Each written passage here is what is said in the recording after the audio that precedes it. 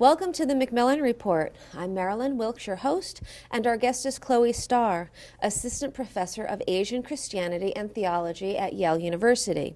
She has published on Chinese literature and Chinese theology, and her recent works include red light novels of the late Qing, a co-edited volume, The Quest for Gentility in China, and an edited volume, Reading Christian Scriptures in China. Today, we talk with her about her forthcoming book, Chinese Intellectual Christianity. Welcome, Professor Starr. Thank you. Let's begin with an overview of your book. Tell us about it. So the book, Chinese Intellectual Christianity, traces the major currents of Chinese theology and some of the main figures who've been writing Chinese theology, starting in the late imperial period, in the Jesuit era when the Jesuits were there and the theologians were Chinese literati, moving through the late Qing to the Republican era, and then on through the 20th century into the beginning of the 21st century. Okay, and what led you to write the book? Several things. First of all, it's hugely interesting, especially Republican era theology. It's one of my favourite periods of theology when there's a huge flourishing of thinking about what it means to have a Chinese theology that isn't tied so much to Western thought and thinking, but is really, engaged with Chinese society and Chinese ways of thinking and writing. One of the reasons I wanted to write this book was for an English-speaking audience. There's very little out there that's Chinese theology in English. There's very little good academic work. And so when I teach courses, I can't ascribe readings. Another reason I wanted to write the book was for a Chinese-speaking audience. There's been a lot of work over the last decade or so revising the history we have of Chinese Christianity. There was a whole period from around the 1930s to the 1980s or so when Christianity was wiped out of the record, whether it's the historiographical record or whether it's the Chinese literary record.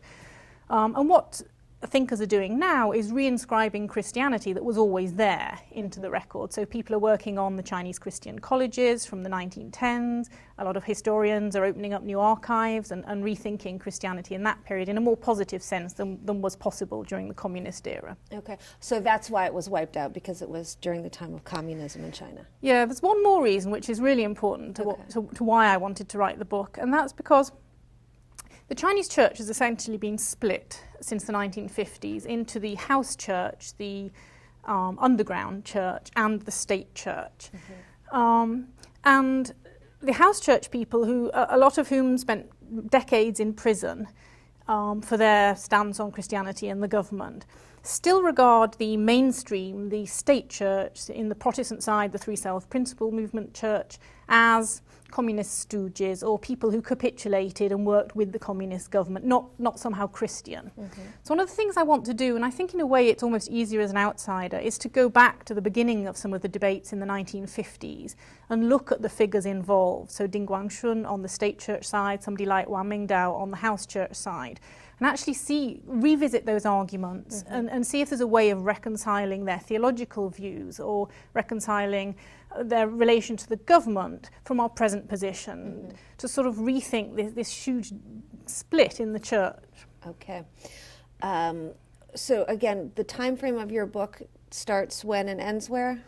It starts in the 16th, 17th century with some of the Chinese thinkers. So there's 4 phases in the book.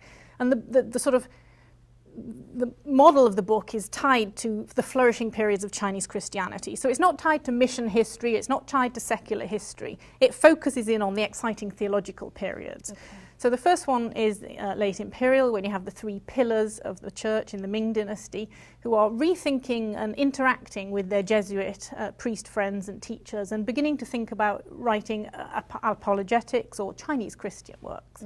Then the second phase is in the early 20th century, in the Republican era. 1920s and 30s, you had a lot of Chinese students going abroad. So you had people studying at Columbia, at Union Theological Seminary in the US, and then going back to China and teaching. So a lot of the theologians in this period were university teachers and lecturers, and these are sort of some of the intellectuals of my title. I see. But they're also hugely socially engaged, and so the theology of this period is looking at what can the church do for China?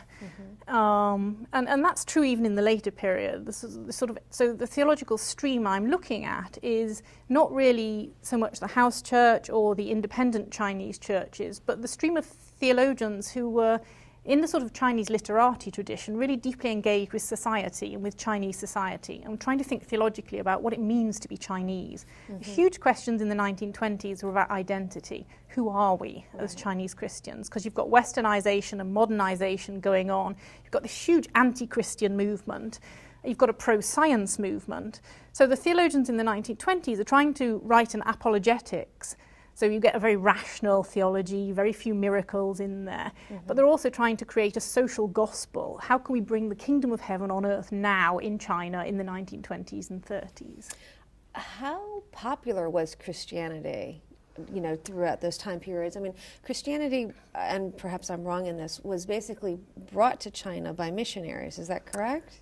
The Nestorian Church, Church of the East, Syriac-speaking church, had missionaries, monks in China in the 7th century. We've got documentary evidence from around 635 AD. But that sort of phase of Christianity died out under the prohibitions on Christianity in the sort of 9th century, in the late Tang. And then you have the Franciscans, and then you have the Jesuits, and then you have the Protestant mission era, the heyday in the sort of 19th century of sending huge numbers of missionaries to China. Percentage-wise, there's never been so many Christians in China. I mean, even now, estimates between 60 and 100 million Chinese Christians. Okay. So tell me about how you're doing your research. And I'm wondering about, language as well, how that fits into what you're doing. So almost all of the materials, all the materials I'm using, are in Chinese.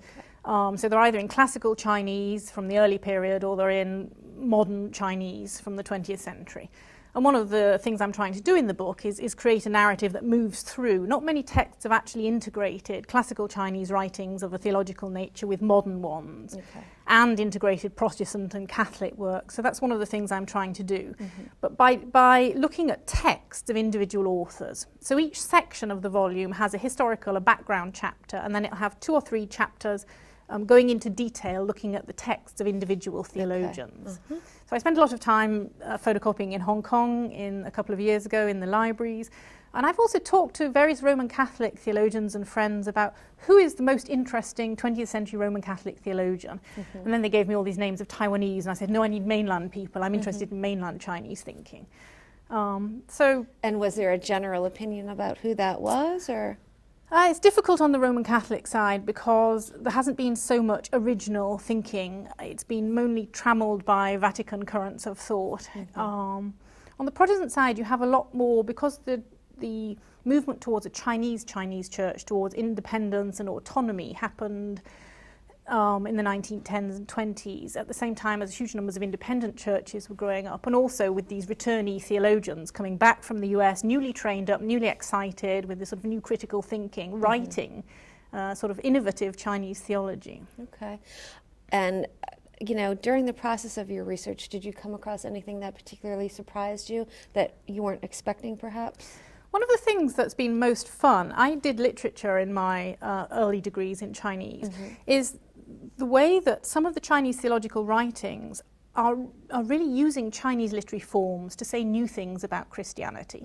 So I have a chapter on Zhao Zicheng, who's a theologian who was writing in the 1920s and 30s, and he writes a biography, a life of Jesus. Now, there were many lives of Jesus by Western writers at that time, but in his one, he uses Chinese poems from the classical corpus as chapter titles, for example, and he uses so many images from, 4-character phrases and all these sort of Chinese images.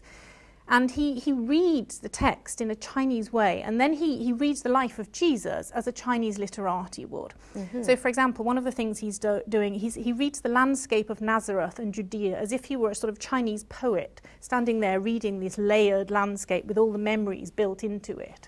So we get a sort of Chinese take on the gospel in that. And another of the writers I'm looking at the moment in the same period is Xu Zongzi. He's a Roman Catholic writer. And he wrote these diary entries. It's called the BG form in Chinese. And it's basically jottings. It's a bit like a blog.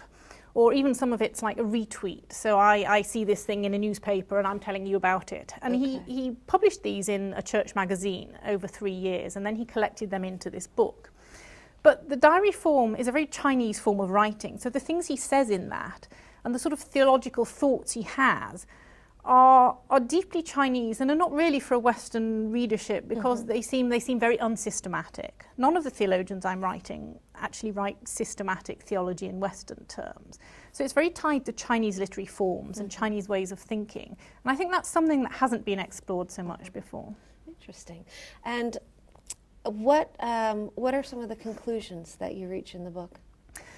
One of the sort of most interesting things about 20th century and Chinese theology is how closely the church and the state are tied, and how closely mainstream theologians are working with and thinking through some of the communist requirements on the state. But even in the nationalist era in the 20s and 30s, what Christianity can do for China is one of the main currents of thought. And you see that again in the Sino-Christian theology of the 1990s and 2000s. How can we leverage this Christian theology to have some use in the public sphere, to have some sort of ethical effect in China? That's one of the questions that a lot of the academic theologians are thinking about at the moment.